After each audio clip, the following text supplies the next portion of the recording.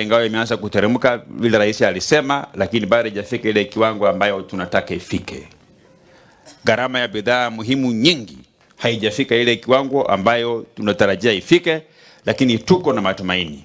Mimi wanasema ukinongonezea kwa masikio ambayo ni mzuri inasikia, ni mzuri kuliko kupiga kelele kwa masikio ambaye haina suluhu yoyote kwa Wakenya. So I can assure you, all the leadership of Bungoma, your concerns are our concerns. Na hiyo mapendekezo yenu sisi watu tunayapelekea mpaka rais. Hata mimi kama mbunge wa Kimilili, kabla sijasema hiyo, mimi nimeambia chief niko na kuamrisha na nitakusaidia. Huyu mama Priska huyu kama hayuko kwa cash transfer program ile wazee wao wanalipwa, please jina yake unipatie, nita make sure kwa mwezi huu jina yake iko kwa wale wazee ambao wanapata pesa ya uzeeni, ndio aendelee kusaidika. Na tayari nimetengeneza regulations ambayo itapatia huyu chief mamlaka akiandikisha wale wazee wa miaka 65 na zaidi. Kuna wale wa mama wengine na wazee wengine na vijana. Hako miaka 40, hako miaka 45, lakini kwa sababu ya uchumi mbaya anakaa kama mtu wako 8 years. Yeye pia aingize kwa ile program ya cash transfer, pia apate pesa ya serikali. Afya ikirudi wanamtoa kwa program. Na pia nimetengeneza niko na mapendekezo mengine. Niko na mapendekezo mengine pia, wakati chifu pia anasajili wa mama wajane. Akipata mama kama huyu Karobu Yela alikuwa director special programs, hako na pesa mingi, hata hako Brown, huyu kwa list wanamtoa, wanaweka mama mwingine mwenye mzee hako lakini hakujangi nyumbani. Mama anasijanga tu ameonekania Webuye lakini hajafika nyumbani. Ameenda kufanya kazi huko Eldoret lakini hajafika nyumbani, au pia waongezwe kwa ile program waweke hapo kwa kwendele. Jambo yangu ya mwisho, Bungoma hapa tulipata ugatuzi. Sasa tuko na serikali ya county.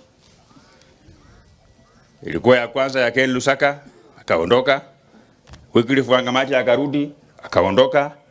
Sasa tuko na Ken Lusaka. Mheshimiwa Karo Buyela ameniuliza hapa swali kidogo, akaniambia ati mimi ndio vice chair ya barabara. Sasa ati nimwambie nimupee jibu kwa nini serikali ya Kenya ati hapa Bungoma wanaunda lami ya mita 300. Mheshimiwa Karo, siwezi nikakujibu kwa sababu wewe na yule gavana wa zamani wa Wangamati ndio mulipora pesa ya kaunti hii yote ikaisha. Siwezi jibu mtu ambaye alipora. Kwanza nasikia wewe ndio ulipora nyingi, ulikuwa unaporea ingine Bungoma, ingine unaporea yeye kwa bedroom. So the message is good but the carrier is a wrong person. Sorry, I cannot answer you. Jambo yangu ya mwisho, bandu befu Bungoma, mimi nimesimama kama nimeketi hapa, nimesikia chifu Mkenya akiongea hapa, ambaye alikuwa chifu officer wa zamani, akaongea hapa na wakatoa waraka kwa Moses Wetangula.